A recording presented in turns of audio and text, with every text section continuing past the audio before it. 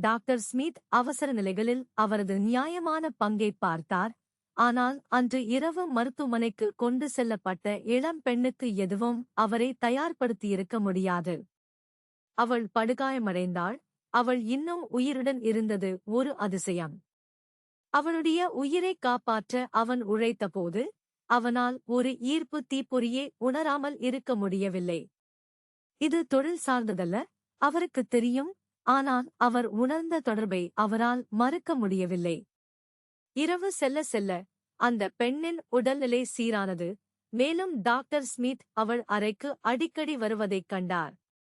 அவர்கள் பல மணிநேரம் பேசுவார்கள். மேலும் அவர் அவளை ஆழமாக காதலிப்பதைக் கண்டார். ஆனால் விஷயங்கள் மேலே பார்க்கத் தொடங்கியபோது அவளின் நிலை மோசமாக மாறியது. டாக்டர்கள் தங்களால் முடிந்த அனைத்தையும் செய்தார்கள். ஆனால் எல்லா நம்பிக்கையும் இழந்தது போல் தோன்றியது. அந்த பெண்ணின் பெயர் சாரா. டாக்டர் ஸ்மித் இதற்கு முன் யாருடனும் இவ்வளவு வலுவான தொடர்பை உணர்ந்ததில்லை. அவள் சுயநினைவின்றி இருந்தபோதும் அவளது கையை பிடித்துக் கொண்டு அவளுடன் பேசிக் கொண்டிருந்தான். மருத்துவரின் நோயாளியின் பக்தியைக் கண்டு மருத்துவமனை ஊழியர்கள் அதிர்ச்சியடைந்தனர். ஆனால் அவர்களுக்கிடையே இருந்த அன்பை அவர்களால் மறுக்க முடியவில்லை.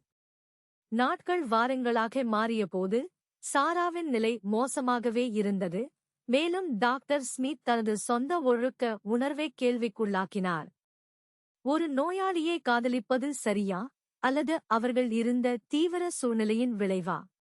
அந்த கேள்விக்கு அவனால் பதில் சொல்ல முடியவில்லை. ஆனால் அவனுக்கு ஒன்று தெரியும், அவள் உயிரைக் காப்பாற்ற அவன் எதையும் செய்வான். பின்னர் டாக்டர் ஸ்மித் எல்லா நம்பிக்கையையும் விட்டுவிடப் போகிறார். சாராவின் கண்கள் திறந்தன. எல்லாவற்றையும் மாற்றிய ஒரு வார்த்தையே அவள் கிசுகிசுத்தாள், அம்மா.